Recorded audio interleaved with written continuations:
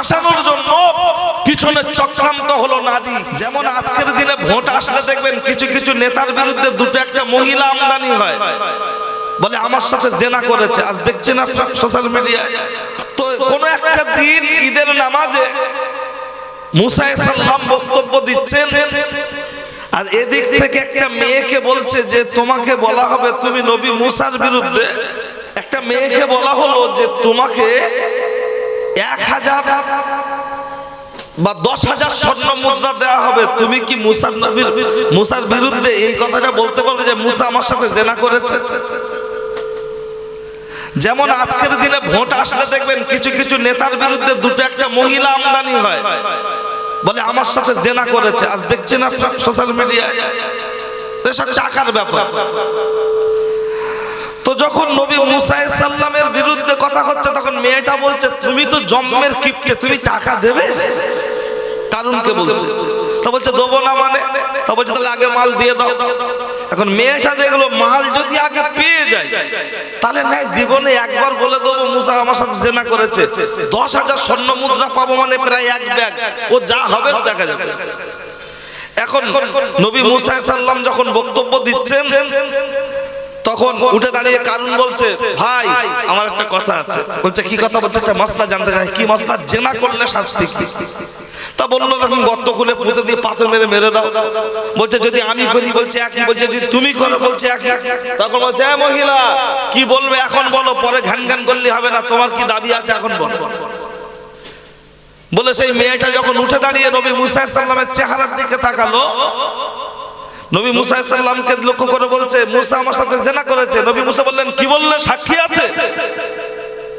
পরপর যখন দুবার নবী মুসা জিজ্ঞাসা করলেন নবীর যে জালালি মেজাজের কাছে, তখনই বললে হে নবী মুসা, আমাকে টাকার বিনিময়ে সাজিয়ে নিয়ে এসেছে, আপনার বিরুদ্ধে ইলজাম দেওয়ার জন্য আমি সাক্ষ্য দিচ্ছি আপনি জেনাকারী নয়, আমি টাকার বিনিময়ে এসেছি। তখন নবী মুসা রেগে গিয়ে বললেন আল্লাহ, বিচার আপনি করবেন না আমি করব। আল্লাহ বললেন নবী মুসা, ঘটনাটা ঘটেছে তোমার সাথে, তুমি যদি নিজে হাতে বিচার করতে পারো নিশ্চিত তুমি মনে অনেক শান্তি পাবে, বিচারটা তুমিই করো। যখন বিচার করার কথা বলা হলো সারসংক্ষেপে এটাই, বিচার চলতে চলতে কারুনের হাঁটু গুড়ালি মাটির তলায় যখন পুঁতে যাচ্ছে, যেমন জলকার বা পুকুর ছেঁচলে পানি শুকিয়ে দিলে বাচ্চা কাচ্চা পুঁতে গিয়ে উঠতে পারে না, তো এরকম কারুন যখন পা ঢুকে গিয়েছে তখনও বলছে মুসা তোরা যতই প্ল্যান করিস আমার কিচ্ছু হবে না। তখন নবী মুসা আলাইহিস সালাম বললেন আল্লাহ, আর জমিনকে আল্লাহ অর্ডার দিয়েছেন মুসা যা বলবে তাই শুনবে। আস্তে আস্তে যখন হাঁটু মাটির তলার দিকে ঢুকতে যাচ্ছে, হাঁটু পর্যন্ত ঢুকে গেল, আরো কাঁপছে। কিতাবের মধ্যে এসেছে কারুনের চোখের পানি পড়তে পড়তে আশেপাশে 2-3 হাত জায়গা কাদায় পরিণত হচ্ছে। তখন নবী মুসার দিকে লক্ষ্য করে আল্লাহ বলছেন হে মুসা, কারণ তোমার কাছে যেভাবে কান্নাকাটি করছে ওর যদি 100 ভাগের 1 ভাগ আমার কাছে কাঁদতো আমি আল্লাহ তো তাকে ক্ষমা করে দিতাম, কিন্তু তোমার কাছে এত কাঁপছে তুমি কি ক্ষমা করবে না? তখন নবী মুসা আলাইহিস সালাম বলছে আল্লাহ আমি বান্দা তুমি আল্লাহ, তোমার মধ্যে সেই গুণ আছে বলেই তুমি আল্লাহ, আর আমার মধ্যে সেই গুণ নেই বলে আমি বান্দা, সুতরাং আমি তাকে এত সহজে ক্ষমা করব না, কারণ সে আমার মিথ্যা ইলজাম দিয়েছে। আমি চেয়েছি তার কাছে যাকাত, যে তার বিনিময়ে আমার বিরুদ্ধে প্ল্যান সাজিয়েছে জেনার তকমা দিয়ে, সুতরাং তাকে আমি ছাড়বো না। এই ডাবতে ডাবতে ডাবতে ডাবতে যখন এ ঢুকে যাচ্ছে তখন শেষবারের মতো বলছে মুসা মরবো, মরর খবরটা দিয়ে যাচ্ছি, আমার এত ধন সম্পত্তি সব তুই আর তোর আল্লাহ ভোগ করবি তাই প্ল্যান করছিস? তখন নবী মুসা বললেন আল্লাহ এতক্ষণ একা একা যাচ্ছিল, ধন সম্পদ সোনা দানা পাহাড় সব ওইভাবে অক্ষত অবস্থায় ছিল, আমি মুসা বলছি আল্লাহ ও যেমন মাটির তলায় ডেবে যাচ্ছে, ও যত ধন সম্পদ বিল্ডিং বালাখানা যত গুডাউন আছে সবগুলোকে তুমি মাটির তলায় ডাবিয়ে দাও, কিয়ামত পর্যন্ত সেই কারণ মাটির তলায় আজও যেতে থাকছে, তার ধন সম্পত্তিও যাচ্ছে। তাই অনুরোধ, কিছু মানুষ যাকাতকে জরিমানা মনে করছে, যাকাতকে জরিমানা মনে করবেন না। ফোঁড়া হলে যেমন টিপে পুঁজ রক্ত বার করতে হয়, তা না হলে যন্ত্রণা হয়, ব্যথা চট করে সারে না। আল্লাহ যখন আপনাকে যাকাতের হকদার করেছে, আপনি যাকাত দিন, ফিতরা দিন। কত টাকা থাকলে যাকাত দেবেন?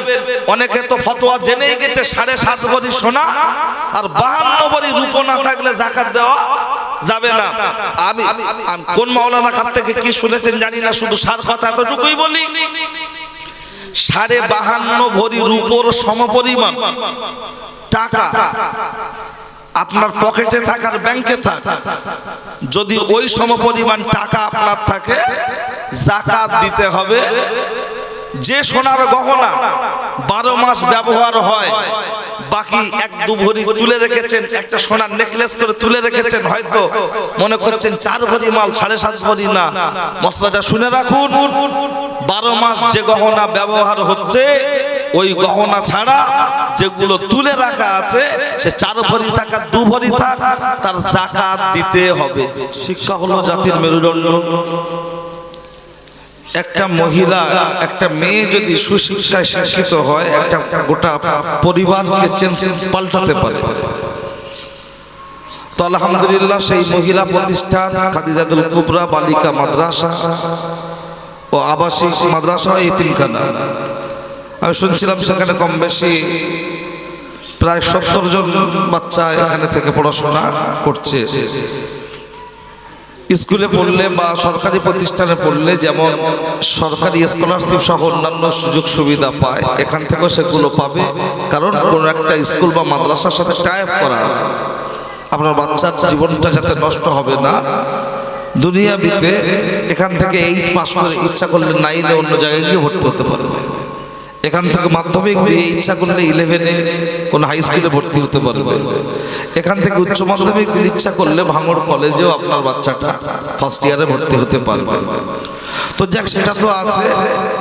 অধিকাংশ মাদ্রাসায় যে সামান্য মাসিক যে টাকাটা ধার্য করা হয়, 1000, 1200, 1500, আপনি হিসাব করুন, বর্তমান যা দুর্মূল্যের বাজার, তাতে 1500 টাকায় একটা বাচ্চার 3 বেলা খাওয়া দাওয়া, তার সাথে কারেন্ট বিল, বিভিন্ন প্ল্যাটফর্মে যে বাথরুম টয়লেট করতে গেলে 5 টাকা, যে বাচ্চাটা এখানে 24 ঘন্টা থাকছে, সেখানে থাকতে গেলে বিভিন্ন পার্ট করে যদি হিসাব করা যায়, তাতে আমার একটা ক্যালকুলেশন অনুযায়ী কম বেশি প্রায় 4000 টাকা একটা খরচা পড়ে। কারণ আমরাও একটা ছোটখাটো প্রতিষ্ঠান তো চালাই।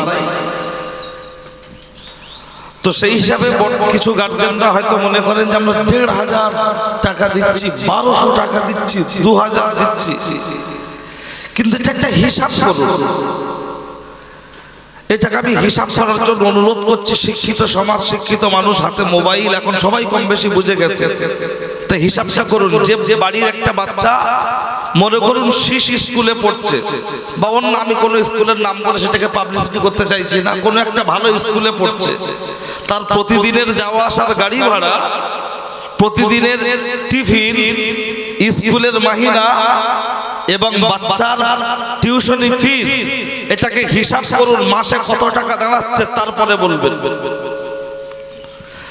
তো যাক, ওটা একটা দিক গেল। গার্জেন, অভিভাবক যারা আছেন তাদের উদ্দেশ্য করে বলবো, আপনাকে মাসিক ফিস যেটা ধার্য করা হয়েছে, যেটা আপনি দিচ্ছেন, তাছাড়া আপনার পরিবার পরিজন, আত্মীয় স্বজন, পরিবার, পাড়া, গ্রামে, মহল্লায় যাদেরকে আল্লাহ আওকাত দিয়েছেন, যারা যাকাত দেন, যারা ফিতরা দেন, যারা সদকা দেন, তাদের কাছে আপনি এই মাদ্রাসার জন্য একটু বলবেন, এটা আপনাদের কাছে অনুরোধ করছি।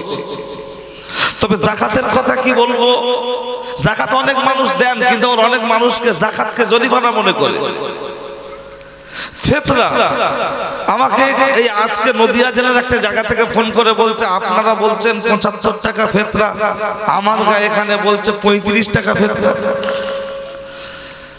তো যে অনেক কথা, যাক আমি এতটুকু বলি, যাকাত না দেওয়ার পরিণাম কি কঠিন।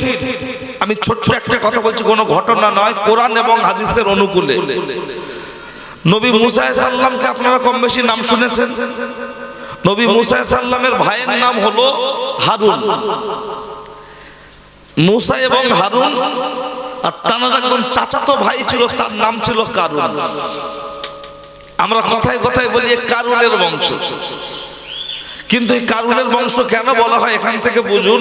আমি নির্ধারিত সময়ের মধ্যেই শেষ করব। লক্ষ্য করুন, এই কারুন ছিল খুব গরিব এবং কিতাবের মধ্যে এসেছে কারুন কিন্তু খুব উচ্চ শিক্ষায় শিক্ষিত এবং খুব মেধাবী ও রসায়ন বিদ্যার উপরে খুব পারদর্শী ছিল। তো সে নবী মুসা আলাইহিস সালামের কাছে এসে বলছে, নবী মুসা, এত গরিব, এত কিছু করছি, তুমি দোয়া করো না আল্লাহর কাছে, আল্লাহ যদি আমার মাল সম্পদ দেয় না, আমার আশেপাশে যত গরিব মানুষ আছে সকলকে দেবো, আমি খাবো এবং জাতির জন্য কিছু করব। তো নবী মুসা তো খুব জ্বালানি মেজাজের, আল্লাহর কাছে চাইলেন, বললেন, আল্লাহ কারুনকে এত ধন সম্পদ দিয়েছে, এত ধন সম্পদ দিয়েছে, কারুনের যে ব্যবসার গুডাউন, এই গুডাউনের তালার চাবি বহন করার জন্য ৭০টা যুবকের মাথায় যদি দেওয়া হতো, তারপর তারা মাথায় নিতে পারত না। একটু বলবেন না সুবহানাল্লাহ? তাহলে নবী মুসা আলাইহিস সালামের দোয়ার ফজিলতে আল্লাহ তাকে এত ধন সম্পদ দিয়েছে, যে ধন সম্পদ, সেই ধন সম্পদের যে গুডাউন, সেই গুডাউনের যে তালার চাবিটা বহন করার জন্য ৭০ জন যুবক দরকার হতো, তারপরেও পারত না। আবার কিতাবে এসেছে ৪০টা উট লাগতো। উটের একটা উদাহরণ, সাপোজ মনে করুন লরি, মরুভূমির জাহাজ তো উট তো মাল বহন করে, এখন আমাদের এখানে লরি মাল বহন করছে। সেই তালাটা কিসের তালা ছিল? সেটা হলো চামড়ার তালা। আর এই যে বড় বড় গুডাউন ব্যবসা, এতে জমা ছিল কি? সোনা। বলবেন তাহলে আজকের যে সোনা শত শত, এমন আমি একটা কিতাবে দেখছিলাম, কারুনের ব্যবসার যে গুডাউন, তার ব্যবসার পরিধি, জায়গার পরিমাণ হলো ৫১,০০০ একর। এবার ৩ বিঘে সমান ১ একর, বাকিটা আমার হিসাব যারা আছেন করে দেখবেন। তাহলে আজকের দিনে সোনা প্রায় ২ লাখের গায়ে। তা তখন এত সোনার, এখন সোনা গেল কোথায়? তা সেই হিসাবটা বক্তব্যের মাঝেই পাবেন। তো কারণ এখন মনে করেন বন্ধু বান্ধব একসঙ্গে আমরা ঘোরাফেরা করি, আমরা মাওলানা, আমরা হাফেজ, আমরা হুজুর, আমাদের সাথে কোনো জেনারেল শিক্ষিত ছেলে বলে, ভাই দোয়া করবেন অমুক তমুক। এবার মনে করেন এই এসানুর ভাই হাফেজ সাহেব একটা মাদ্রাসা করেছে, বললো ভাই মাদ্রাসা করেছে, দান করো। আরেকটা ছেলে আরেকজনের বলছে মাল ঝাড়ার লাইন শুরু করতেছে, এ তো পাস ছাড়বে না, টাকা দিতে হবে। তো যেভাবে যদি গন্ডগোল করে দেওয়া যায়, তাহলে টাকা চাইবে না। ঠিক কারণ এই তৌরাত কিতাবের ৩ জন হাফেজ ছিল, ভালো করে বুঝবেন। কোরআনের হাফেজ হাজার হাজার কোটি কোটি আছে, তৌরাত কিতাবের হাফেজ ছিল ৩ জন। তার মধ্যে একজন হযরত মুসা আলাইহিস সালাম, আরেকজন হলেন হারুন, আরেকজন হলেন কারুন। এখন এই কারুনকে বিয়ে দেওয়া হয়, কার সাথে বিয়ে দেওয়া হয়? নবী মুসা আলাইহিস সালামের একটাই বোন। কার সাথে বিয়ে দেওয়া হয়? খুব চিন্তা ভাবনা করে দেখলো, আমার বোন যেমন যোগ্য, সেরকম যোগ্য ব্যক্তি, এলেমওয়ালা, জ্ঞান আছে, কারুনের সাথে দেওয়া। এখন বিবাহ সাথে সবকিছু হয়ে যখন বোনাই হয়ে গেল, এবার আল্লাহর আদেশ আসলেন, হে মুসা, তুমি মানুষের কাছে যাকাতের মসলাটা জানিয়ে দাও, মানুষের কাছ থেকে যাকাত আদায় করতে শুরু করো। এখন যাকাত আদায় করতে গেলে প্রথমত চাইতে হবে নবী আপনার কারুনের কাছে, যেহেতু বোনাই, আবার তার অর্থ সম্পদ। আর কারুনের এত সম্পদ হওয়ার পিছনে কারণ আছে। কোরআন শরীফ ৩০ পারা, তৌরাত কত পারা? তৌরাত হলো ১০০০ পারা। এর অনেক আগের দিকে যাচ্ছি না, যেহেতু ৫:৩০টার মধ্যে আমি বক্তব্য শেষ করব। তো যাই, এখন এই যখন নবী মুসা আলাইহিস সালাম কারুনকে বললো তোমাকে যাকাত দিতে হবে, তা বললো কত? বলছে ৩ ভাগের ১ ভাগ। তখন ওই মুসা আলাইহিস সালামের কথা শুনে কারুন চিন্তা ভাবনা করে দেখছে, এ পুরো আমার ঝাড়ার লাইন ক্লিয়ার করছে। তো তো কারণ বলছে কেন যাকাত দেবো? বলছে আল্লাহ তোমার যে ধন সম্পদ মাল দিয়েছে এটা আল্লাহর হুকুম, তোমাকে যাকাত দিতে হবে। বলছে সব আমি করেছি আর আল্লাহ দিয়েছে। আর মানুষ দেখবেন কোন ব্যবসা করে যখন লাভ হয় বলে খেটে তুফান করেছি, মাথার ঘাম পায়ে ফেলিস তাই দুটো পয়সা হয়েছে। আর যখন লস হয় তখন বলে আল্লাহ দেয়নি, এবারে কবির দাম পাই নাই। আল্লাহ কি দেওয়া দিল, পুরো জলকর পুরো সাদা।